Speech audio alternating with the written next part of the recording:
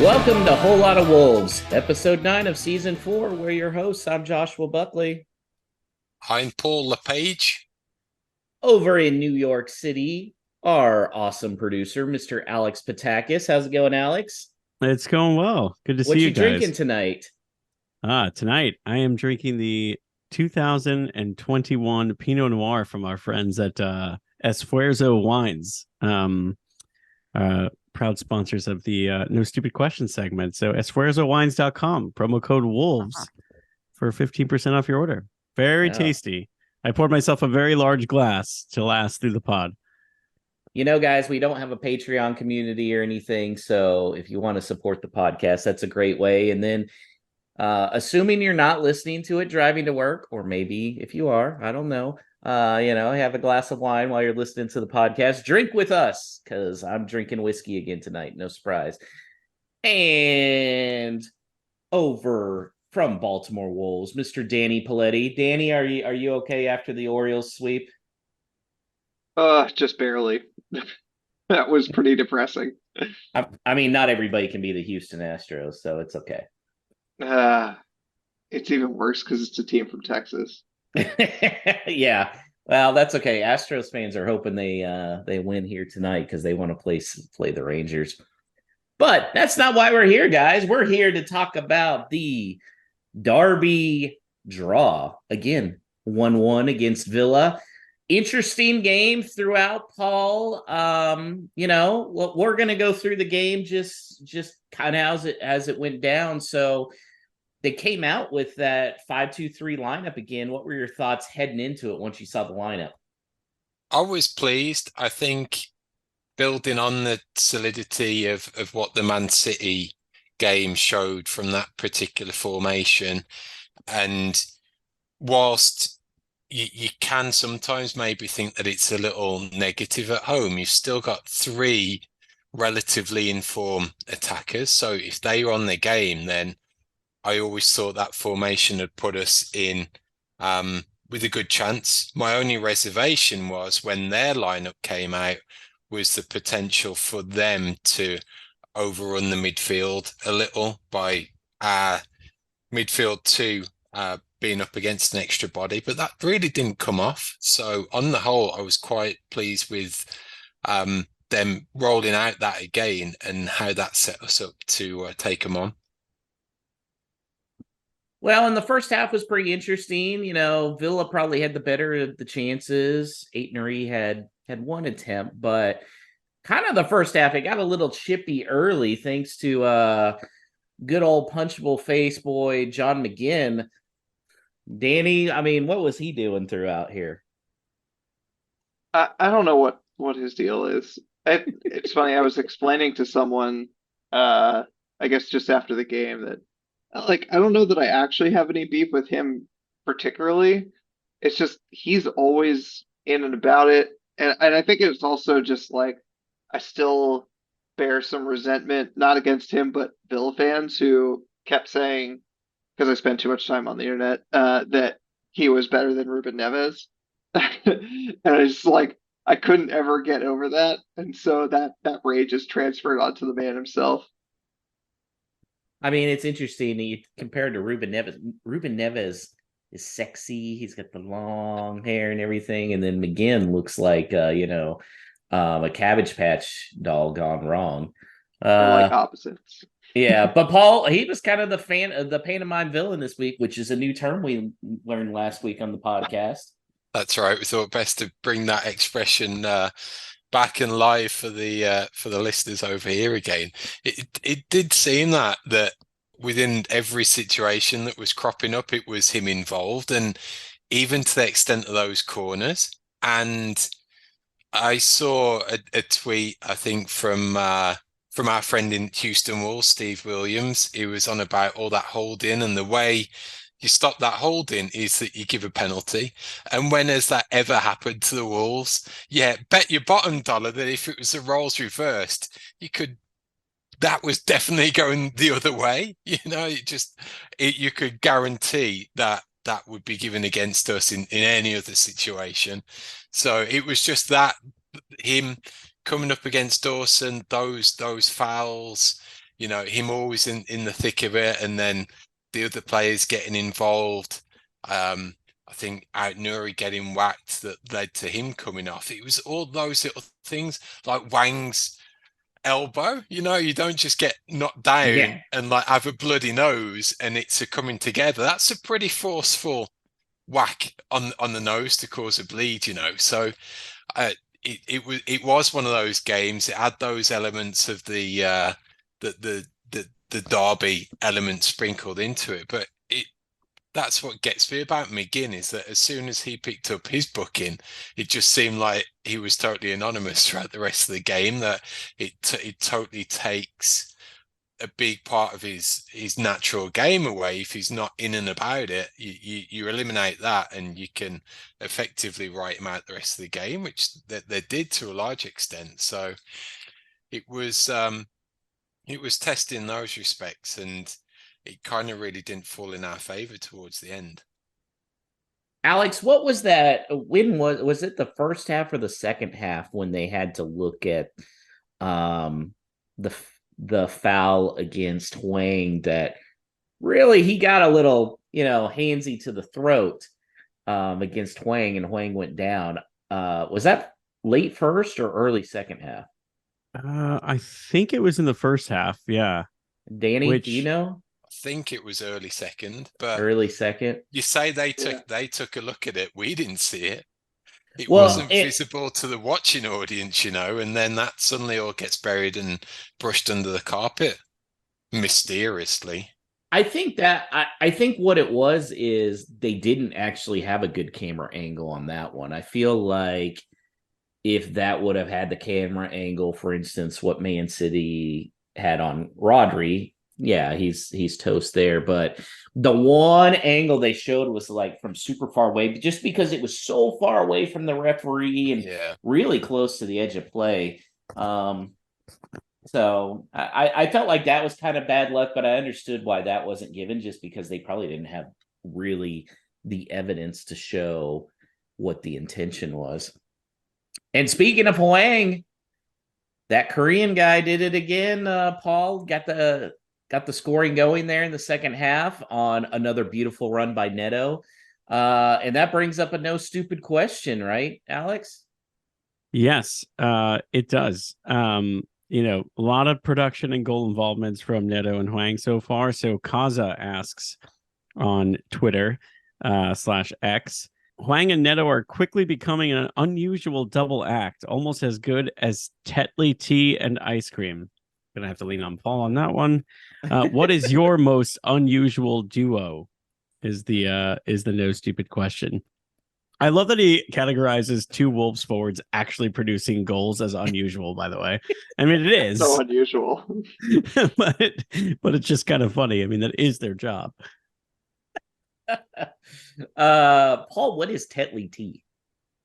So that is a version of English breakfast tea, like one of the main brands in the UK for a traditional cup of tea. Okay. So I've never heard of having it with ice cream. That is just nuts, bonkers. Whether that's together, separate, who knows? Kaza, explain yourself. Paul, what would be an unusual duo for you? Well, moving over here, I was just staggered by peanut butter and jelly to begin with. What? Yeah. That's right. That shit doesn't happen in England. But, try anything once, and I did, and I love it now. So what hold on, we gotta this clarify. We have to start a new podcast. We gotta start over. What do you eat with peanut butter, and what do you eat with jelly? Is it just like a jelly sandwich? Yeah, effectively. Like jelly's more found on your hot toast. Okay. That's acceptable, but like you didn't have a lunch like a peanut butter sandwich? No, it was always separate. Sometimes you'd have a more sweet sandwich of like I'll lean on jam and banana. That was a nice combo that you'd sometimes have between bread, but yeah, peanut butter was just totally alien to me. That's just reserved for peanut butter by itself individually. But no, peanut butter and banana. Peanut, yeah, that works. That's what works. Elvis Somehow they didn't meet. Look what happened to him. did. It wasn't the peanut butter and jelly that got him, or the peanut butter and banana. Well, then then with that question, it probably goes well that my unusual combo, and I have this every night before I go to bed. I have a giant scoop of peanut butter and a glass of milk before I go to bed. And the peanut butter, so it coats my stomach so I don't wake up hungry at any point in the night or in the morning.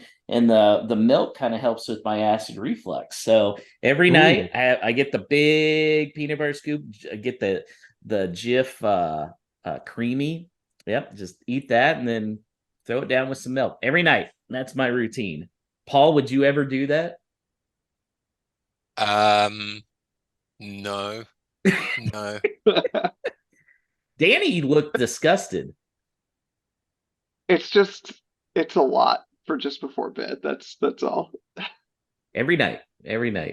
Alex, would you do that? I don't think so. I should though, because I also suffer from acid reflux, but that is aggressively American. It was like trial and error. I realized milk was helping, but then something. I hate waking up hungry, man. Sometimes I gotta take a shower and get to work, and I don't have time to eat breakfast. So the peanut butter is like, it's good calories. It's coated the stomach. That's yeah. So that's probably a good duo. Danny, what's your duo? I'm gonna pull one out from my childhood, which comes from I guess my Italian roots. I'm not sure. I think that this is an Italian thing. But in at least this region, cantaloupes during the summer are fairly common. Okay. And I will strongly recommend a combination of cantaloupe and chocolate ice cream. And you wouldn't think it would go together, but it is a great combination. Okay. I'll have to try that. Alex, what's yours? Yeah. The pizza police are going to come and get me. And I feel I currently yes, he's going to say Brooklyn. It. No, I don't think I'm going to say what you think I'm going to say. Okay. But there is never an instance in which I didn't have pizza. Maybe it was an accident. Don't come at me. I didn't do it on purpose, but it accidentally fell in some ranch and it's delicious. Like I don't anyone who thinks that ranch doesn't enhance anything is questionable in terms of taste, in my opinion. So well, now if we're going to talk about aggressively American. Yeah. I know. No, I wasn't saying that I'm not also guilty of this, but and I very recently went to a restaurant that served octopus with pepperoni and ranch. And I'm telling you, it was one of the most delicious appetizers I've ever had in my life. This might actually go for a good duo name then, because Korea definitely so everybody knows my wife is Korean, my mother-in-law is Korean, so I go to H Mart a lot, which is Korean supermarket, and they have like 10 different ways they do squid. It's like dried squid, fresh squid, baby squid, blah blah blah. So with the octopus thing, that could work. So maybe so what'd you say? It's pepperoni? Does that work for Neto? I mean, they must He's have a little bit spicy. He's got a little bit of a kick. Meat in Portugal. Yeah, it's like a chorizo situation. Yeah, okay. Surely. So maybe it's the and then what was with it? Ranch? Would that make Cunha ranch? Yeah. He can't have him now. on I tell you, it's got to be ranch. That's definitely Big Sassy. So when Big Sassy comes out, we have the octopus pepperoni ranch front line. I'll take it. And these are days that Paul regrets asking me to be part of the podcast, right, Paul? It does go off on some bizarre avenues, but really we're blaming our listeners here. So there's not a lot I could do about the subject. So keep them coming, folks. So our octopus pepperoni duo, though, doing it again. Great pass. Hwang has just been on fire, Paul, and it's fun to watch. It's fun to hear, the Hwang chants from the Wolves fans.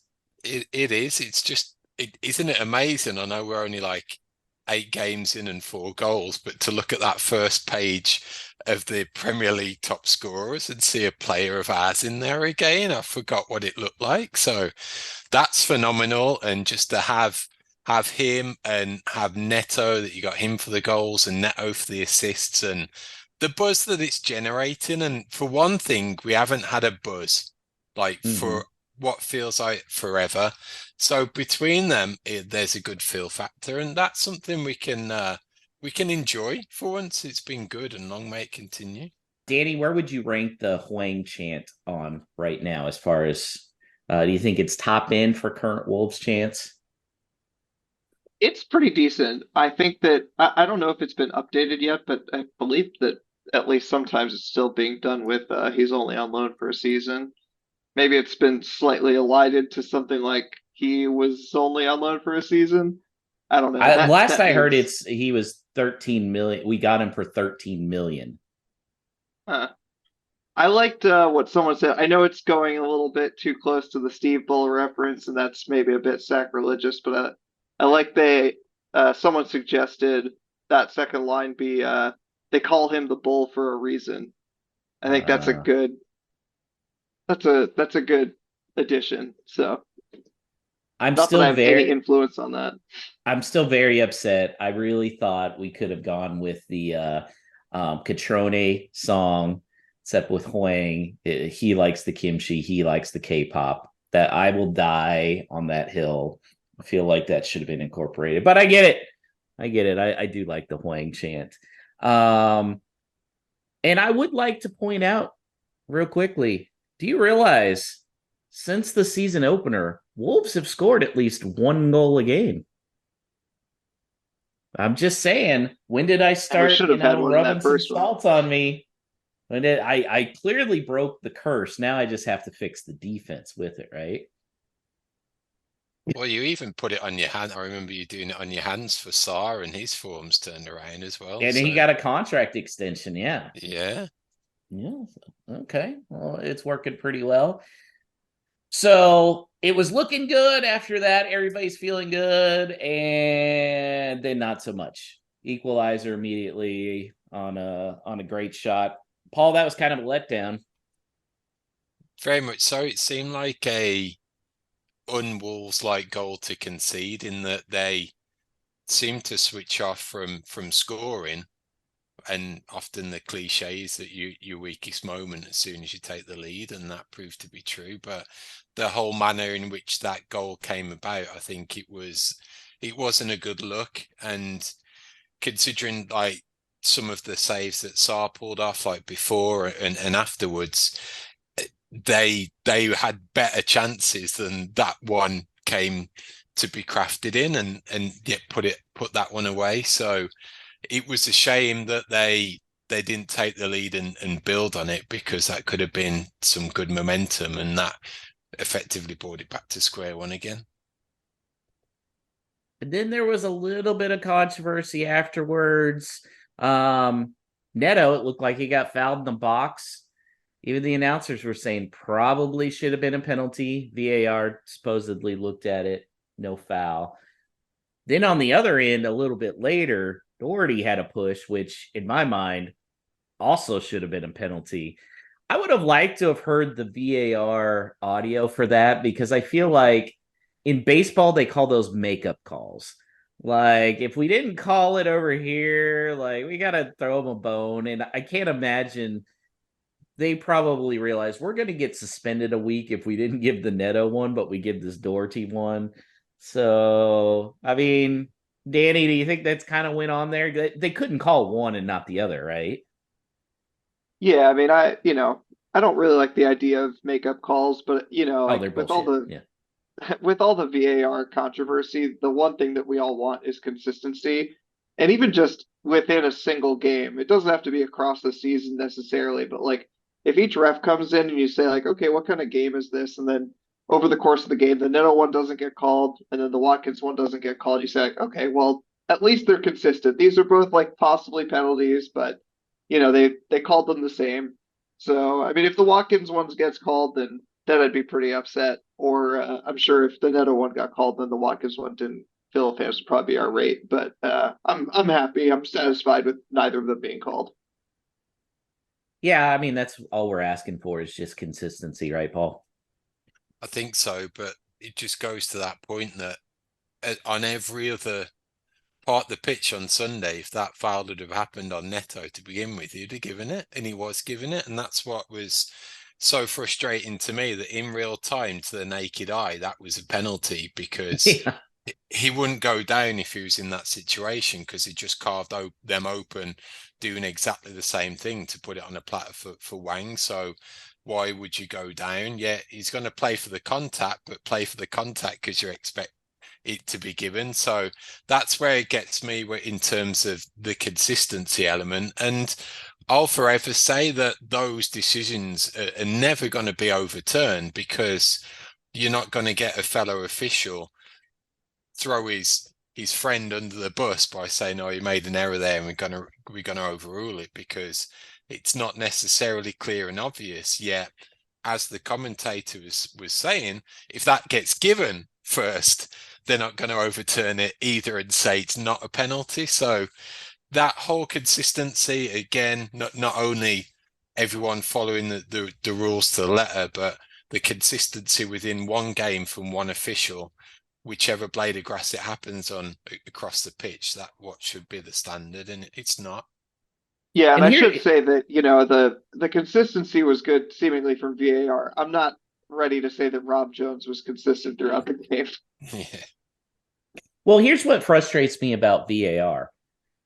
They're not even saying we have VAR to get the call right. They're saying we have VAR in case there's a clear and obvious difference in the call. And Alex, that seems a little I mean, I guess that's how it is in the NFL, but they don't word it that way. They say, "Hey, we're trying to get the call right."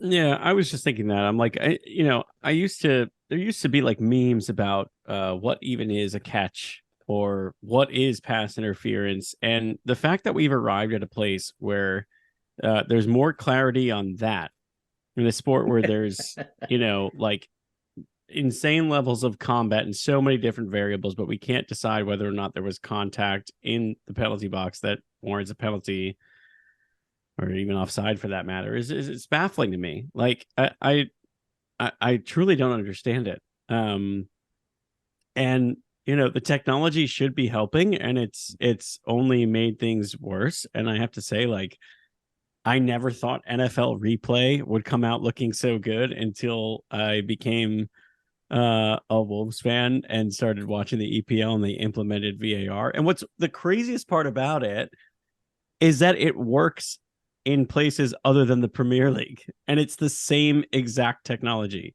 So like I truly don't understand how in a World Cup it can be good, in other leagues it can be good, and in the biggest league in the world, Yeah. nobody can arrive at it. Just like, is it just that there's like this brotherhood where they don't want to make each other look bad? Like that's ridiculous. Like it's not there to make a referee look bad. It's there to make the correct call.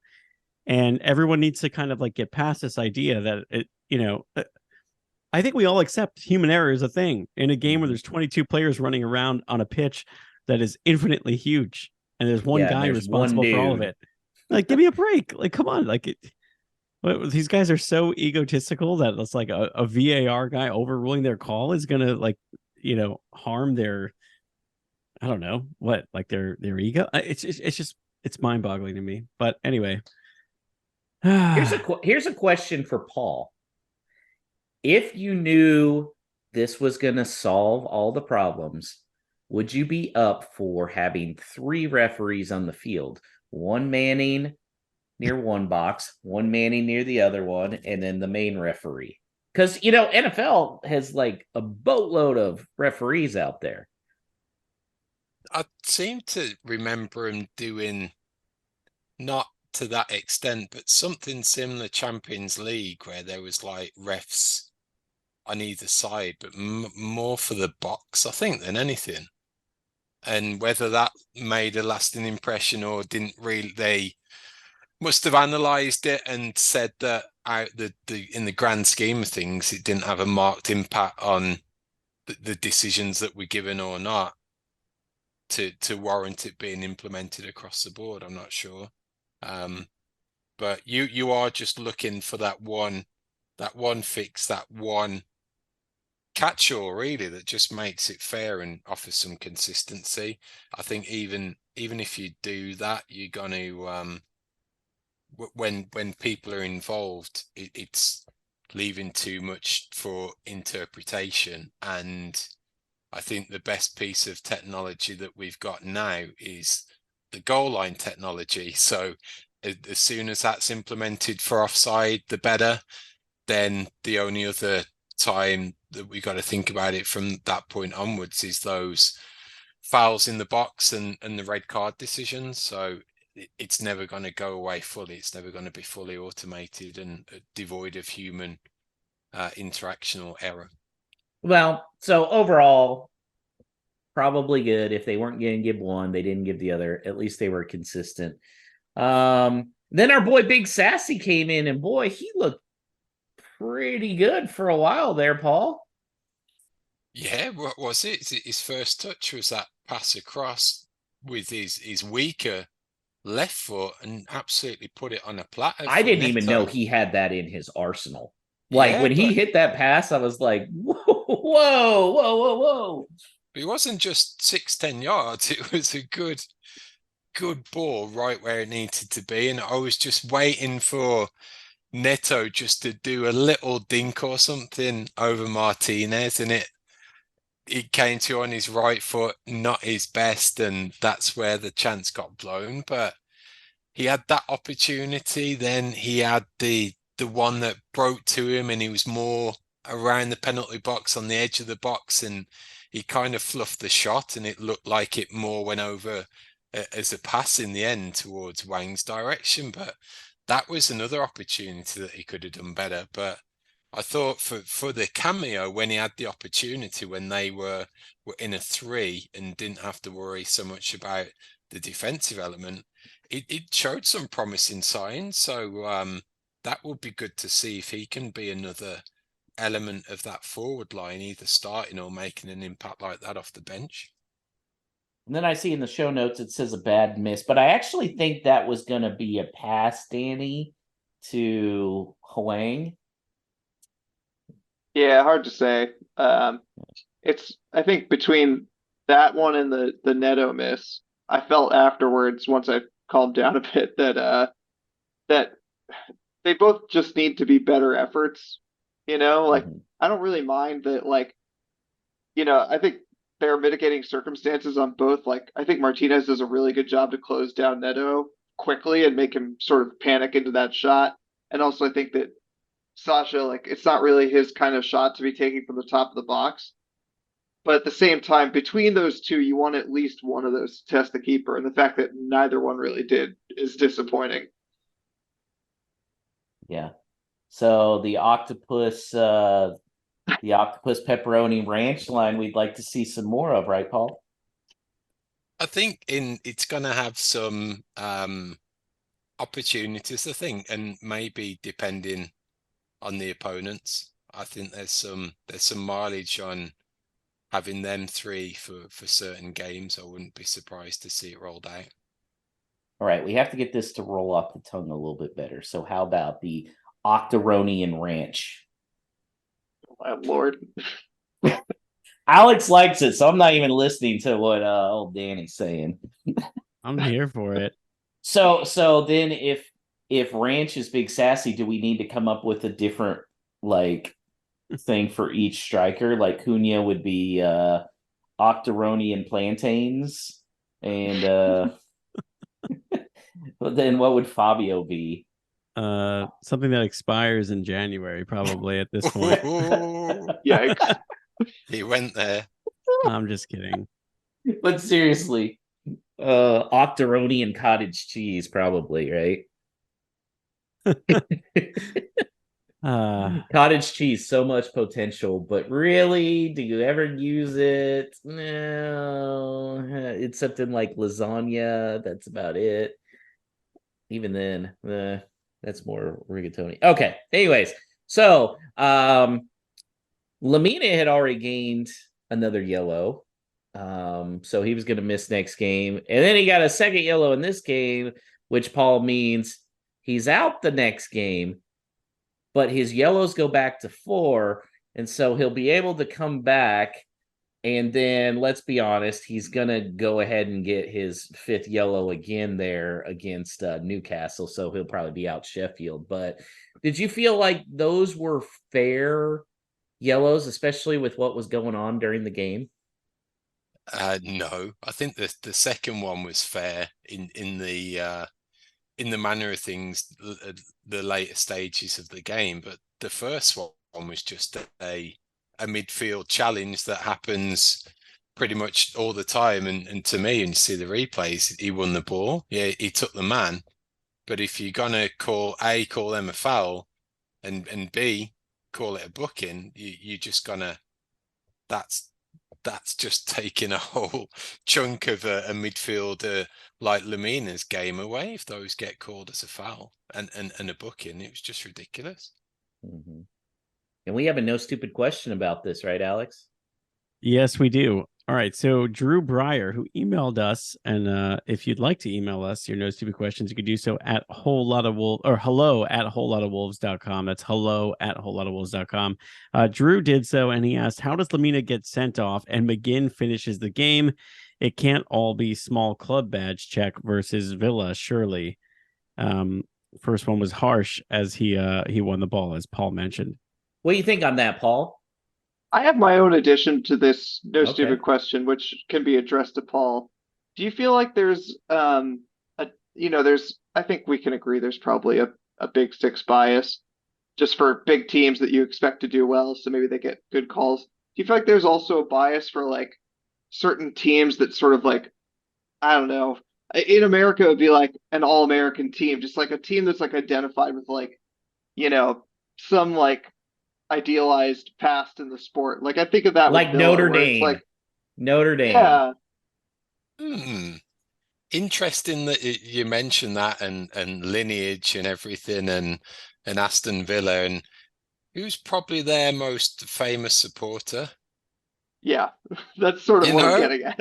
Yeah, it's Prince William and the royal family, and they've got their nasty mitts in everything. So if there was going to be any type of corruption, then I'm sure the royals would be knees deep in it, and of course they'd get they'd pull as many favors as possible in order to have the future king's team come out on top. I'm sure of that. Here's my question. How did Prince William end up as an Aston Villa fan?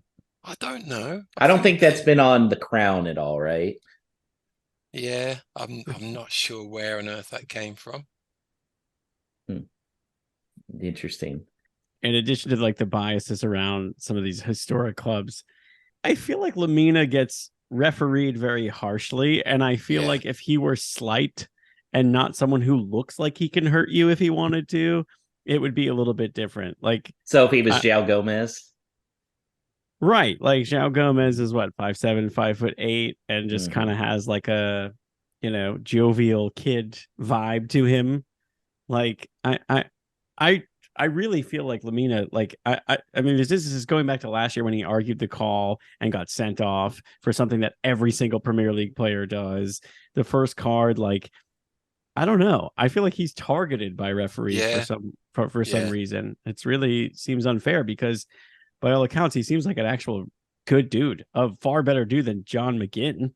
Yeah, it'd be interesting to go back in the archives and see what his record was like discipline wise with Fulham and Southampton. Has he always been under the spotlight as a player, or has it got something to do that now he's wearing old gold and black of the Wolves? Be interesting. Well, I think he was definitely a prima donna back in the Southampton days. So there's prima donna, but not necessarily. Like there's the way you carry yourself, and there's the way that you play the game on the pitch. So I think that the two can lead a different trail.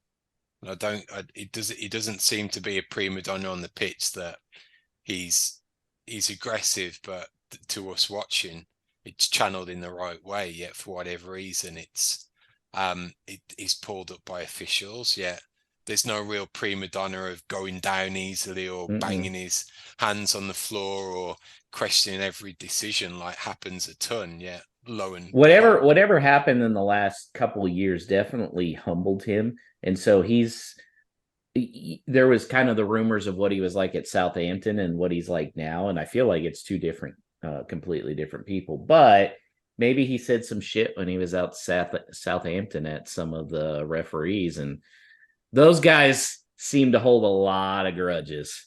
A lot. I hold grudges. I feel like they hold grudges even worse than I do. But with McGinn, this kind of brings up my game for us tonight, guys, and that is, if you think of all the EPL players, coaches, and referees, I want to hear your top 5 in order punchable faces. Paul, I'll let you go first. What are your top 5 punchable faces in the EPL? Oh, I haven't got well, I could chew on the top 5 for definite, but I need to go through it team by team and player by player. But my one at the moment that stands out, I can always think of him, is Richarlison, because Ooh. it seems like he never smiles. Well, apart from when he used to score against us and stuff, but he's just got one of those sourpuss faces that needs a punch. Well, I don't say, I say punch lightly, a slap round the face and just like, smile, you bastard, you know. Let's see some Who else is humor. on your list? Let me give you mine. I'll give you a chance to think about, here are mine. So, kind of some, there was a tie for 5th for me with some old faces. So I did put Morgan Gibbs White and Matthias Nunes tied for 5th on punchable faces. I feel like if Podence had gone somewhere in the EPL, he probably just would have taken that spot, because let's be honest, Podence has a punchable face. I'm not gonna lie. Number 4 was John McGinn. Golly, he was just a total dick this last time. I did put Grealish in my 3rd spot. Even though, he hasn't done much to us since he went to Man City, he's still got that, that look. Yeah. I put number 2, Bruno Fernandes. I mean, his Oh, nose should make definitely. an easy target. So pata. And then, guys, I feel like with the rules I set, the number 1 is just an absolute given, and that is Jurgen Klopp. He has the most punchable face in the EPL, in my opinion. When he's getting up in the ref's face, the Or fourth just official. when he's talking, just all the time when he's talking. I used to, when I first started following the EPL, like, oh, I like this guy because he wears a baseball cap and he doesn't take it. And then he's talking, and just the more he talks, it's like, God, I hate this guy. He's just a pompous ass. Every time he complains about a 12:30 kickoff. Yeah, it's just everything. Danny, who's on your list of punchable faces? That's a decent list. I'm glad you included Bruno Fernandes. That's an easy one to me. Mhm. I think one that you didn't mention that deserves a mention is Andy Robertson at Liverpool.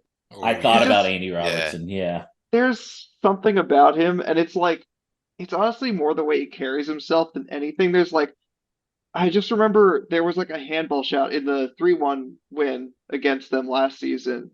There's a handball shout. Max Tillman's arm was basically on his side. It ended up being nothing, but he comes over like so incredulous that it couldn't have been called immediately. And there was a VAR check, of course. And it's just like, man, just let it go. Like, I know that like you're going to appeal to the ref. Our team would do that too when you see a possible handball.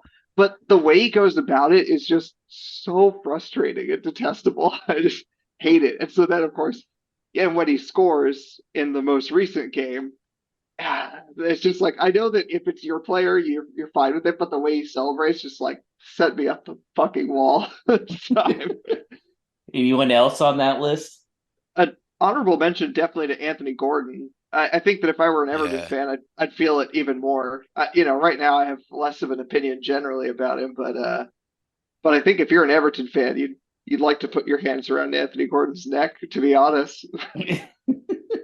I agree with everything that both you, Josh, and Danny have said, but I have a Hall of Fame nominee that Okay, somehow let's hear it. has made it this far, and that's Anthony at Man United. Oh, yeah. yeah. And that's before we even knew about what was Yeah. happening with him off of the pitch. Yeah, That's a great one. absolutely. Yeah. I've got two more that I thought of. One from Sunday, and you can go down into positional groups now. But if we're talking goalkeepers, Emi Martinez needs one for definite, just because Sure. he's got that face and he seems like a dick at the same time. I think every French fan would absolutely agree Yeah. with you on that. Yeah. My other one, a little left field, and it's probably because I've always quite rated him as a player, but Højbjerg for Spurs, in Mm. that yeah. he has got one that, again, grumpy face, never smiles too much, but I have definitely got the perfect coaching combination of punchable faces. Ooh, let's hear it. Eddie Howe and Jason Tyndall. Oh, yeah. Ooh, nice. They all want Nice. to. It's got to happen. It's just for the pair of them, and just definitely. Bang! Can I take a poll on punchable faces? Because I feel like some of these players are actually kind of likable. How are we feeling on Jordan Pickford? That's an England fan, in England question, I think. To me, Jordan Pickford's just kind of Yeah, except if you're a Liverpool fan, then you think that he should be banned from the sport for hurting Virgil van Dijk that one time. Oh yeah. See, Yeah, Ederson bothers me a lot more than Jordan Pickford. I think for Pickford, for me, he's not riled me enough, like as the Everton goalie against the Wolves, and he's still got the England element that it's okay when he's playing for your team, so that kind of gets him a get out of jail card, I think. If I were to put Harry Kane on the list, would you disagree with me on that, Paul? Just based I on would actually, yeah. Which, I mean, it's funny. Most of Harry Kane doesn't bother me too much, but the whole posting up under someone when they're going for a header, that one really riles me up. So Yeah. I had Harry my Maguire on there as well, too. I think Maguire definitely gets an honorable mention. The other one I wanted to ask you guys about, because I admire who and what he is as a player, but Phil Foden, like, dude, come on. He's got a punchable face. Yeah. Definitely. I don't think he's got the attitude to match the face, though. Right. Do you think that's fair? Or hot take, we are all bitter old men, and he's just a young person with an insane amount of talent. yeah, he's got the clip round the back of the head face, the young whippersnapper who does something to the grumpy old 30 plus and 40 somethings. You get out of it and whack behind the ears, and then he runs off. Yeah. So here's the thing, though. Newspaper. Here's the common denominator with most of these guys. I want you to look at their pictures and realize they got big ears. Their ears all stick out a lot. You have a serious ear bias, Josh. Yeah. Well, and that's what makes hometown now Houston Dynamo in the playoffs. Hector Herrera. You want to see something funny? You Google Hector Herrera and see his early days compared to what he is now. And I found this out by talking about him when I was Uber driving to a Mexican fan, and they were like, "Oh yeah, he had plastic surgery." And so you can see he got his ears done, he got his chin done, and everything. And I feel like he looks a lot better. The ears aren't as punchable now, as opposed. But I mean, Andy Robertson, Phil Foden, McGinn, God, they just all have like those big ears, which are just like you feel like you can really gives you a good target to box them. Am I a big ear? What would that be? If Hate Against Dennis was anti-dentite, what would be big eared? Like that's another Seinfeld reference, Paul. I really got to get you on Seinfeld. All right, so those were punchable faces. We probably would have been punching a wall if some of those late Villa attempts after Wolves were down to 10 men had gone in. Paul, it got dicey there for a minute. It did. It was backs against the wall big time. I think O'Neill had like rolled his dice in terms of trying to go for it with the Sasa substitution and then Silva coming on. So to have effectively Fabio Silva playing in midfield and Neto in there as well, that's not the ideal midfield combination that you want ideally. But then it was just that constant pressure. It seemed the one that came across and Saar pulled off a really good save, didn't know much about it, but perfectly positioned, point blank. And then literally last kick of the game, last head of the game, after the referee put his whistle to his mouth, taking it out again because that extra added time had been expired, that chance from Watkins that hit the post. So it had absolutely everything. And at the end, I was quite staggered they were actually hung on.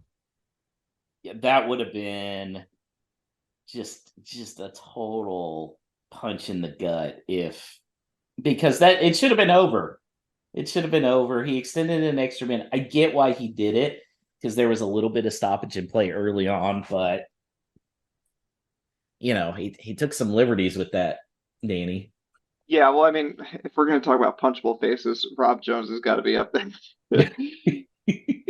God, he just looks like a dickhead. Yeah, yeah. Yeah, I don't know.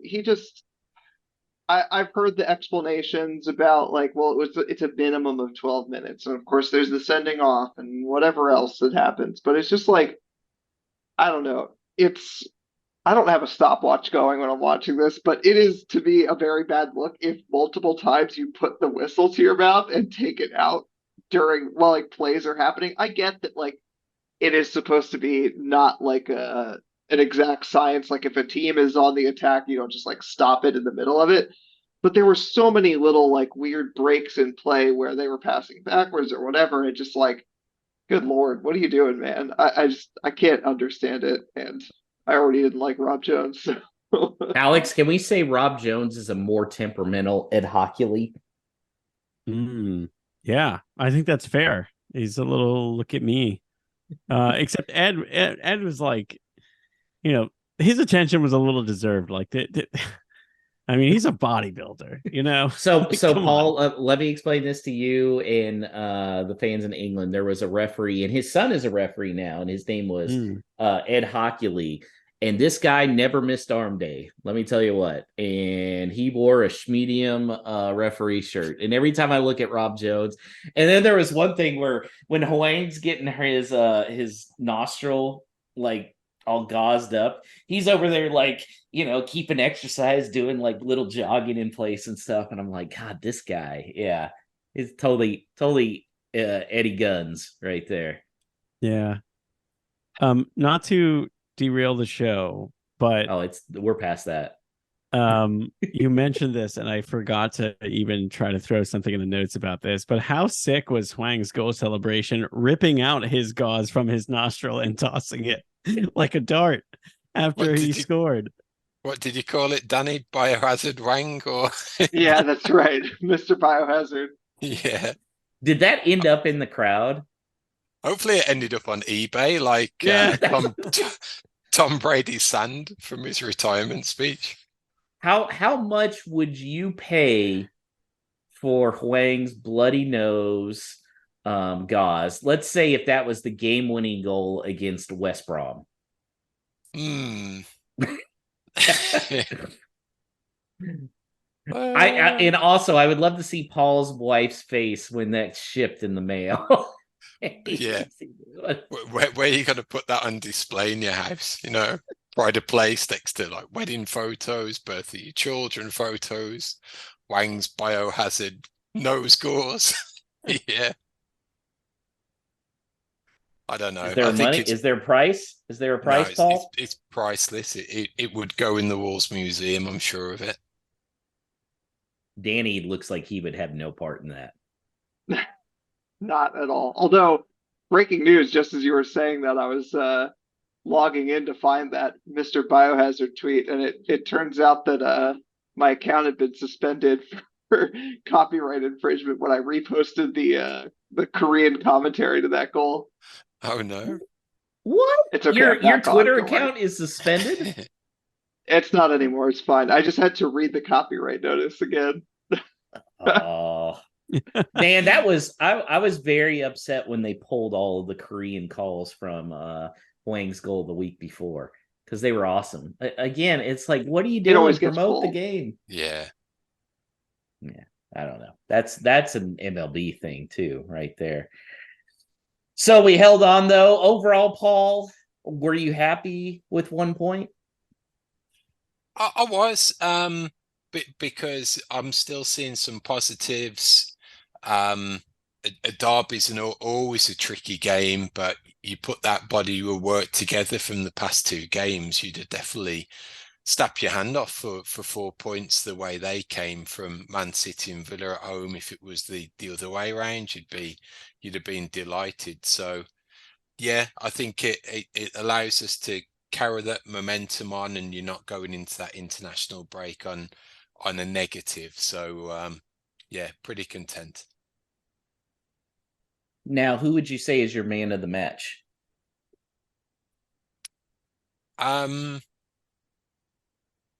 Yeah, that's a for me, I think I'm gonna go for the impact that he had with the goal and the chance that came to him, and just probably being our biggest threat. In that, I'm going Neto with that one. How about you, Danny? Yeah, same. Neto. I mean, he's just so important to everything that we do now. I think It's he's the crazy. one who's like, if you take him out, we don't perform anywhere near what we do. Alex? I mean, it's got to be Ollie Watkins, of course, right? That was so annoying. No, I mean, if we had to nominate someone other than Neto, I'd maybe say Jose Sa. I was Yeah. gonna say He's been- Jose Sa. Yeah, Yeah. he had a great game. He's been really good, man, and he's rescued us. Rescued a point here, but many times throughout this season, I feel like he's helped limit the damage. He's way closer to his form when he was the Wolves player of the season, his first year in goal. So I'll put him because I still, even though I feel like they were there for the taking the second half, I still feel like Wolves were lucky to come away with a point. Mm-hmm. So here's the thing with Saw. We were talking about ears. I feel like Saw has rabbit ears. And by rabbit ears, I mean he hears what all of the pundits, what all of the crowd is saying. And I really think Bentley shit in the bed a few weeks ago, and everybody now is not calling for Bentley to replace Saw. I think that's made a huge difference in his confidence, Paul. There's some element of that, I think, being a goalkeeper, that you need to be secure and comfortable in your own situation, where competition's great and everything, but if you are constantly on edge, that you're thinking, one screw up and I'm out of the starters jersey, that's got to weigh pretty heavy. And I think to have that confidence that it would take something monumental and probably over an extended period of downward form in order to lose that starting job. It could be that Sar's that type of keeper that we didn't realize how much confidence impacts on his game. And if he's confident, if he's comfortable, if he's playing for the right manager, if he's not being asked to do stuff that's out of his comfort zone, then he could be getting the best out of him again. Mm-hmm. Well, so let's look here. It is the international break, so it's probably a good chance to kind of look at our grade on Gary O'Neill's last 2 months in charge of the club. Really feel like he was in big trouble until that Man City win. And then nothing that happened in Aston Villa, I think, kind of turned anybody off after the Man City win. What do you think, Paul?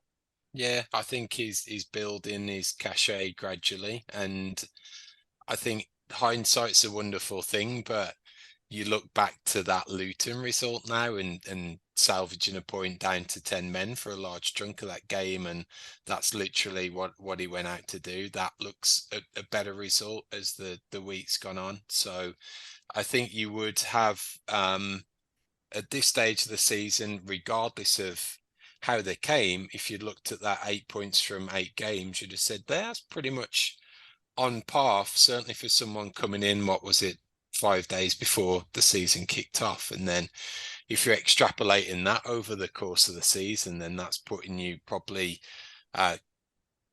outside the relegation zone towards the end of it. So I think as that goes, as you build up week to week and you get a little bit better, it does seem that the team are playing for him, and there's definitely those individuals within it that are banging form, and that's fantastic. And at the end of the day, I think you've got to put that down to the coaching and the way that he's setting up that team. So I think it's pretty positive. I'm not yet 100% sold on him and rubbing my hands together still with the appointment that was brilliant or a masterstroke, but I'm certainly in a lot better place than I was originally. How about you, Danny? Yeah, I'm reasonably happy with where we're at. I think I posted on Twitter at some point that, 8 points from 8 games with the schedule that we've had, which is one of the more difficult ones in the league. I think we should be pretty happy with that. 38 points. Generally, a point a game will keep you safe. And if we're having a difficult schedule now, that means that hopefully we can achieve more with a better schedule. And it's funny to think about the ways that some of those could have been different. If we'd gotten out of Luton with 3 points, if we'd gotten out of Old Trafford with 3 points, I'm almost happy that we didn't do that, because I just wonder what kind of overhype would be happening about Gary O'Neill if we had. And I still feel like the jury's out on his sort of like long-term abilities. We haven't maybe seen it all yet, but I think I'm happy for us to keep flying under the radar and just plugging away. Alex? Yeah, I mean, I think the points haul is about on par. I think the way that they've gone about earning those points is definitely polarizing. I don't know. I mean, they've had some really disappointing games. Luton in particular, even though I know they, it took the penalty call that probably wasn't a penalty, to not come away with points from that. But if we're grading him, I mean, I feel like you got to give him a positive grade because of the way they've looked against really good teams, and the fact that that they have played a really difficult schedule, and also that they bring in a guy like Bellegarde. He looks good, then he gets a red, and then we don't see him, and then you have to shift formation. Like it's 8 games. It's not nothing, but it's still a small enough sample size that I don't feel like I know what he wants Wolves to be. I think he's starting to settle in now with that back 5. Yeah, but if they didn't play Man City this early in the season, would they ever have arrived there? Is the only thing that I question, which is great question. Which is kind of funny to think about. So maybe the difficult schedule up front actually really helped them, and Bellegarde being suspended might have helped them. And some of these things that they've had to deal with that seem like adverse situations are actually going to end up benefiting them in the long term. I hope. So, the vibes are good right now on O'Neill, but or if Rodri hadn't been suspended too. Yeah. Oh yeah. Or De Bruyne hurt like he always is, right? I mean, so many factors go into this, but yeah. I'm cautiously optimistic, but nothing greater than that at this point, I would say. Yeah. I sort of feel good once you look and see the goals are there. And now maybe that there's the back 5, maybe they've gotten, but all that too will go out the window if they sell Neto in January, which I don't think they do at this point. That would just be absurd. But this is probably our last season with our boy Neto. So. All right. Well, a couple international breaks. Tony Gomez selected to Portugal, and the best midfielder in the world, according to Pep Guardiola, was not. Danny, do you think they're having buyer's remorse yet? Probably not yet, but it is pretty It's pleasing. coming, baby. Aitnery not going to Algeria duty after suffering a concussion. Paul, are you worried about him potentially missing some time with Wolves? I don't think so. I think they'll probably be, well, I'm hoping, you never know with these things that they're being overly cautious, but it seemed a strange one on Sunday that he did go through pretty lengthy treatment, and they've been all in on this concussion real focus for player protection, yet he carried on and then he came off, and that one was a strange one for me. So there's probably some mileage in him being kept away from international duty, but hopefully it's not prolonged. And do you think we're going to keep seeing this back three? I mean, it makes sense, Alex, right? Yeah, I think it does for now. They certainly look comfortable. It's just really funny that, we went through now 3 managers, what seemed like an entire, revolution of the squad, all to arrive back at the same place that we were. That Nuno was. Connor Cody, like they're not the same player, but you could say maybe Craig Dawson is not quick enough to play a front foot style brand of football in a back two, and then all of a sudden he's like an absolutely incredible in the sweeper role. Mm-hmm. We wanted to revolutionize our midfield and have players who were more well-rounded, and now we have 2 players who are fine just playing in that 2 and letting the wing backs and the forwards kind of do some of more of the attacking duty. So I don't know. It feels like we just did a whole lot. Like we're like one of those, like our feet are moving 1,000 miles an hour. We're not actually going anywhere. Like we're just spinning on a hamster wheel or something like that. But that's fine because the place that we were with that back 5 was not bad.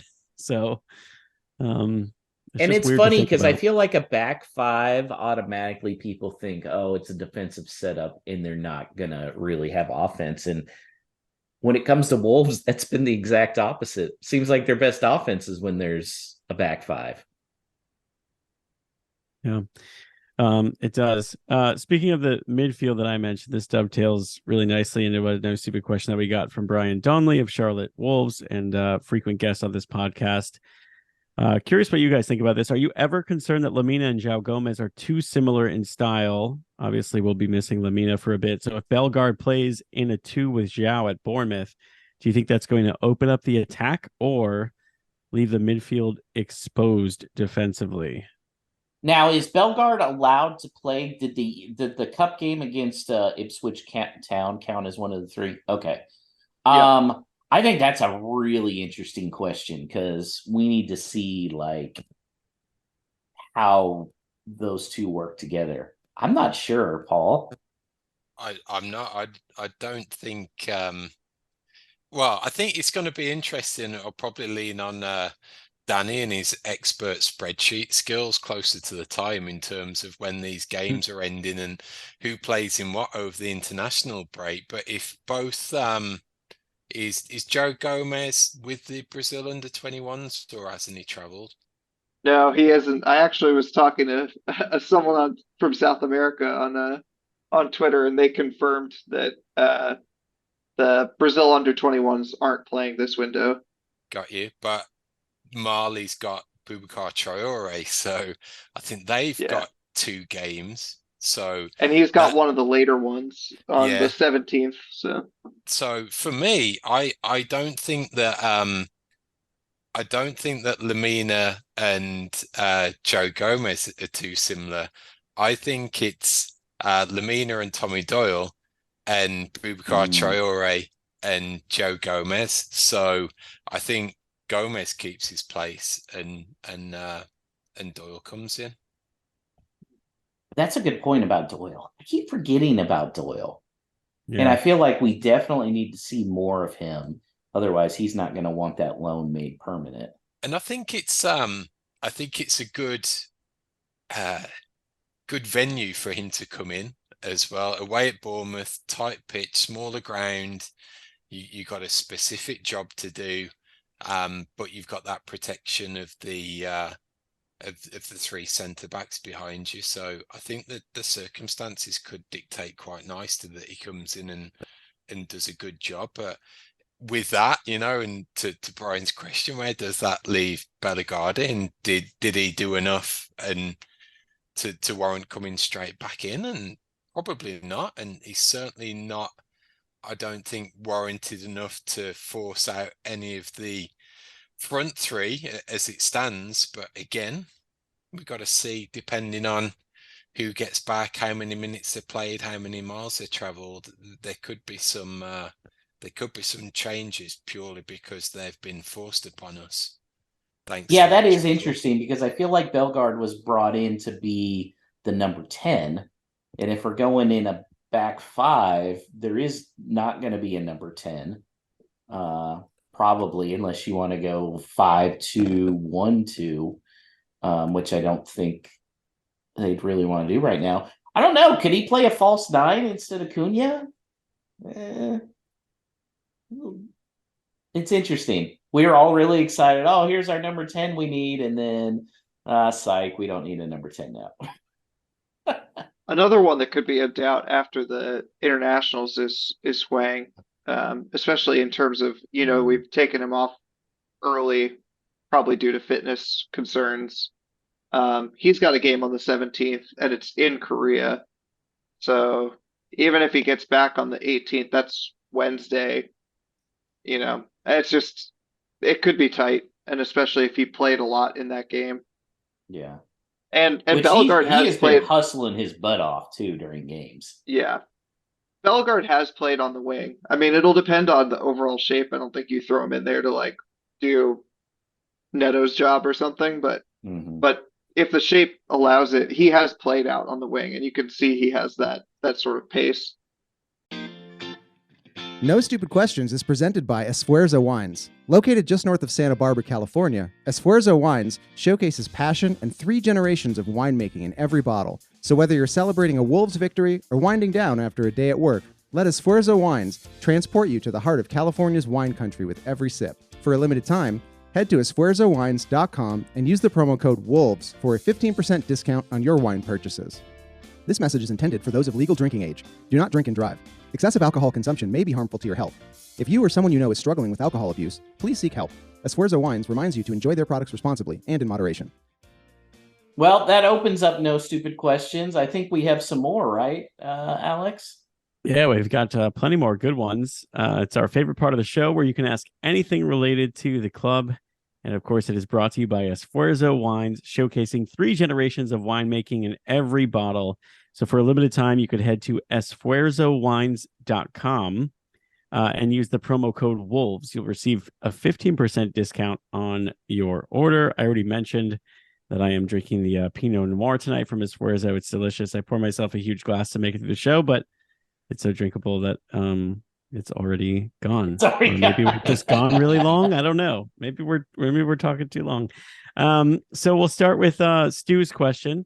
When I watched The Last Dance, it was a mixture of nostalgia and faux memories of things I clearly would never have seen at the time. Is this how you newer football fans viewed the Beckham documentary on Netflix? I'm assuming some of you guys have watched this already. So I have not, but Paul, have you watched it? No, not yet. I want to though. Oh, we're really about to fail because no, I haven't watched it yet. I do know somebody that freelances for my company that does, and she writes a little newsletter. And she said that going in not knowing what was going on in the world of football at the time and with England and everything, she said it was really fascinating to watch. So reading that, yeah, that kind of does give a little Last Dance vibes. I mean, there were people like me who were diehard Chicago Bulls fans. So The Last Dance, I remembered most of that, some of the other little behind the scenes details. But yeah, I think for a lot of people, it is going to be kind of one of those eye openers. It's also fun when those things come out and you've lived through it, like to be able to see the sort of choices that are a bit of revisionist history in those, because that was definitely the case in The Last Dance too. There were times where I know a lot of people were like, well, is that really a fair retelling? So I'm interested in that with Beckham. Yeah. Yeah. So I'm almost done with it. I've watched the first 3 episodes, and I will say I think that's probably a perfect example in terms of Stu's question. Like, I mean, for me, growing up in America, I don't have that, but also being a little bit younger, I feel like a lot of the Jordan memories of that Bulls team are kind of just like myths, like you understand what happened, you kind of remember, you may have vague memories of it, but you didn't actually live it. And I feel the same way about this. Like, I didn't grow up watching EPL football / soccer.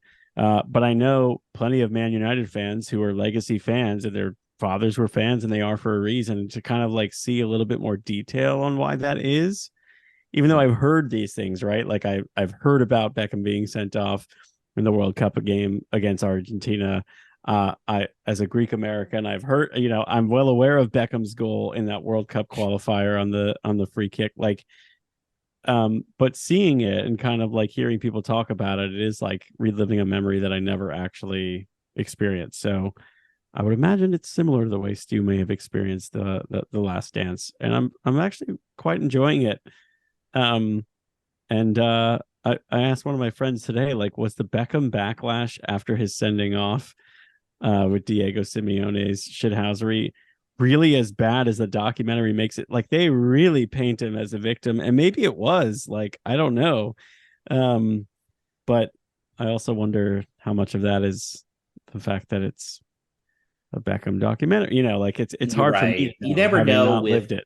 when you have people that they're controlling the narrative, like you said with Last Dance. I mean, there was a lot of argument that, well, Jordan was controlling a lot of it. Yeah. I'm sure Pippen thought that. Yeah, for sure. And I know I'm sure a lot of this was filmed before the World Cup, I would assume, but like, I mean, it seems convenient for someone who may feel like he has to rebuild his reputation a little bit because of his involvement in Qatar. But anyway, let's move on to the next question. This is from our friend Matthew Kowalis, who's I believe with Esfuerzo Wines. So Ooh. Matthew asks, what does your 2023 Wolves Content Creators Cup bracket look like, and who do you have hoisting the trophy? So are you guys aware of this? I think I have been. I don't know.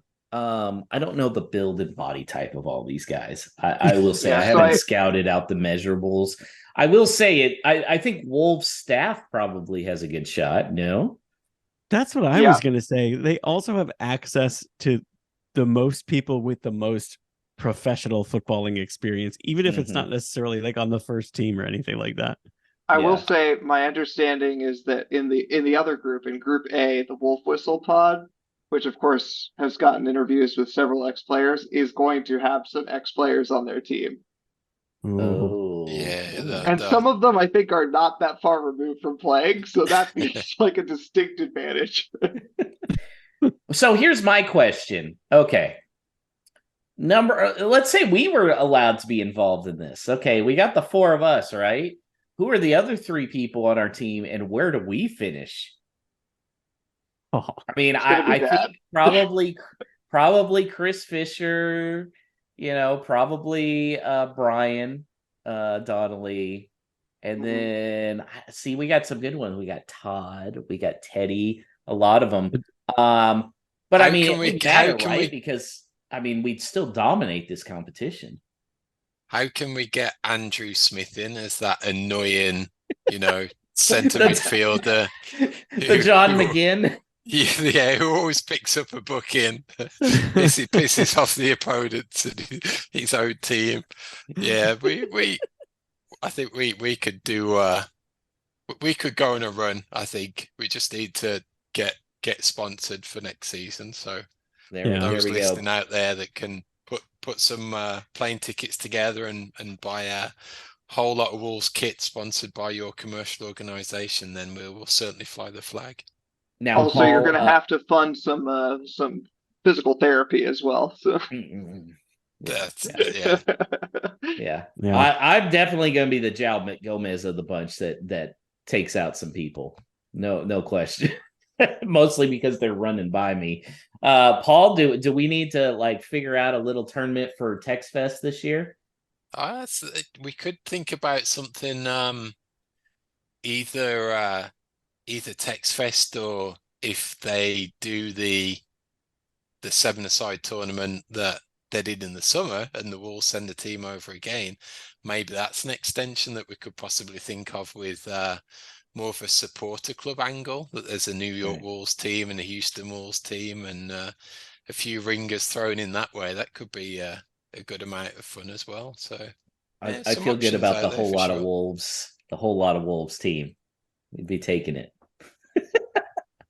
We'll be as I scrappy. sit here drinking more whiskey. I think we got it, guys. I have very little confidence in the ability of my hamstrings to last more than a half of football. So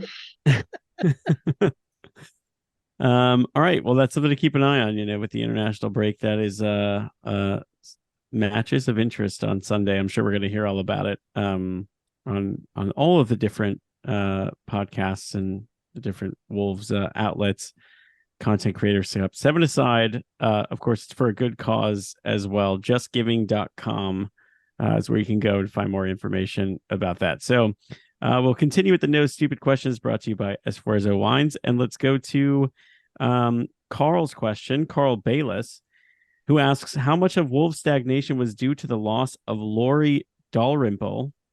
I hope I'm saying that right. This is some Wolves ignorance of mine being exposed. Now Matt Hobbs is in post. It feels more like someone is steering the ship again. Can't help but think we would be in a healthier position had he not left. I feel like this is a Danny question. I was going to throw it to Paul, but yeah, I mean, I came in at the end of the Laurie Dalrymple era, and I mean, from all that I've heard and all that I remember from that time, the thing that people missed about him after he left was his communication with the fans, that he also just seemed one of them, and I think it became very frustrating after he left, just that every message that we got that was directed at the fans was extremely curated. Either Jeff Shee putting out really sanitized letters, or coaches with their own agendas, as we saw with Bruno Lage and Lopetegui. It felt like we were getting a lot of information from them, but as we saw with Lopetegui as it ended, it was the information that they wanted us to get for their own careers, arguably. I don't know, Paul, do you remember more about Laurie's time?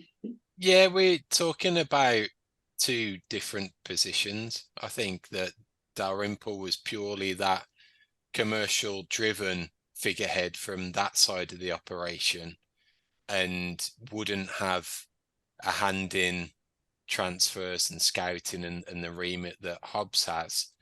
So I could see where it looks like those elements have been missed, because it is those more fan friendly activations, like he'd show up in the pubs and dish the £5 coupons out to buy a beer and photo opportunity with Jeff Shee, and that was great, and isn't everything rosy? Whereas that goes away, and again that communication channel goes down.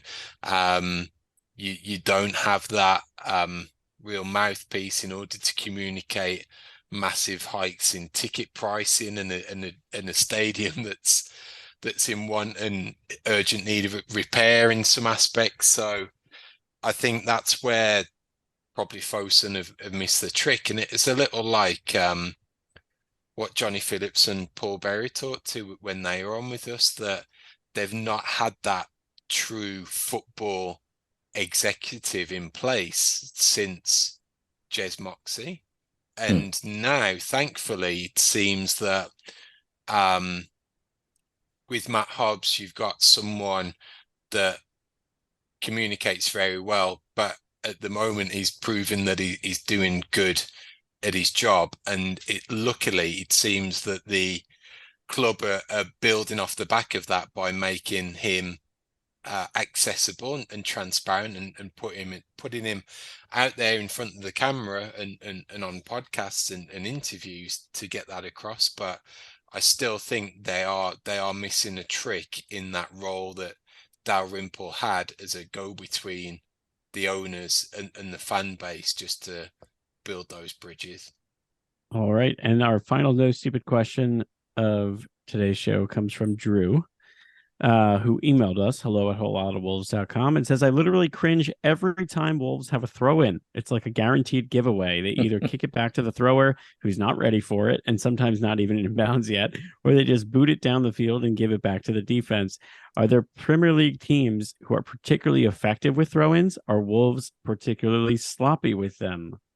And I feel think like that sloppiness gets even worse on Sunday when Semedo got called for a foul throw. So we can't even take them properly, yet alone turn them to our advantage. So I feel like that's really the most throwaway play in soccer. I mean, even when you're playing FIFA, throw-ins are just so frustrating, because at least with like basketball, you have inbounds plays that you're running. Soccer, everybody just kind of just stands there and is like, hey, kick it, throw it to me. I mean, it feels like the strategy for it doesn't expand past like 7-year-old soccer for throw-ins. That's largely right. It's not a wholly advantageous play unless you're closer to the opposition box, and you could potentially bring out that long throw and turn it into a cross. But we've never had one of those since I can't remember when. And even then, I still think there's some fallacy in that, you've got that great long throw as a weapon and it's going to turn into goals. We'll go back in the memory banks for legacy fans and legacy fans of the EPL, and Stoke City had Rory Delap, and that's the thing that he was known for, was these 40-yard throws from practically the centre circle into the box, and Arsenal could never defend them, and that's what coined the phrase like, can you do it on a cold Tuesday night in Stoke, because that was the aerial bombardment that you were faced with. But yeah, I think you're on a hide into nothing with a throw in a lot of the times. I mean, this is a place where, maybe it is a time for Americans, because I think that I think Steve Kerr said some things about set pieces in soccer and how he had paid attention to them in terms of set plays and whatever. And I know Liverpool have a dedicated, not American, but a dedicated throw-in coach. Yeah, and it's just one of those cool. things where you have sports like basketball or American football where the set plays are so important, and positioning on those sort of static plays. I don't know. And it's one of those where Liverpool do it because if you can get 1% more out of it, it's worth it to them to throw whatever salary they're throwing at that guy. But heck, even rugby has better inbound play, and they can throw people up in the air. But yeah, I mean, especially if you could get a throw in the final third, and have some set play around that, so that you would at least guarantee some kind of cross in the box. I mean, it's maybe it's not better than a corner kick, which again, I will remind people is a low chance of scoring, but it's a chance of scoring. So, you could imagine a throw in play that basically 2 touches and then fling it in the box for Sasha and hope that it gets in the goal. I don't know. I'll take it. I'll take whatever we can get. Yeah. I think for a league that with as fine of margins as the Premier League, I'm surprised. I know that Liverpool have a throwing. I'm sure there's other clubs that do now. I'd be shocked if Brighton don't run, if they don't have Danny-esque spreadsheets analyzing every player's throw-in abilities and things of that nature. But I don't think that trend has made its way to Wolverhampton, because I will say I feel like it is very, to Drew's point, it's very much treated like a throwaway, I feel like, at Wolves. which is frustrating. But anyway, that's it for No Stupid Questions. Again, it's brought to you by Esfuerzo Wines. Go to esfuerzowines.com. You can order online and use the promo code WOLVES for a 15% discount on your order. So thank you to our friends there. They've also fueled my fire on this podcast tonight with this fine wine that I'm going to go drink some more of as we wrap up here. Well, you're going to drink more wine. I'm out of whiskey. Paul, we've had a good one tonight. Seems like the perfect place to wrap it up then. So we will be back this time next week for a preview show ahead of that trip to the South Coast and Paul's former place of living, which is Bournemouth. So in the meantime, if you are planning on getting together with fellow fans to watch that game, I know Charlotte Wolves have plans to do a watch party for that. If you've got those and if you want those sharing across the whole lot of Wolves socials and shout outs on the show, please get in touch and we will promote it on your behalf in case there's listeners out there that want to come along. So same time, same place next week. Enjoy the international break. Let's avoid the injuries and up the mighty Wolves.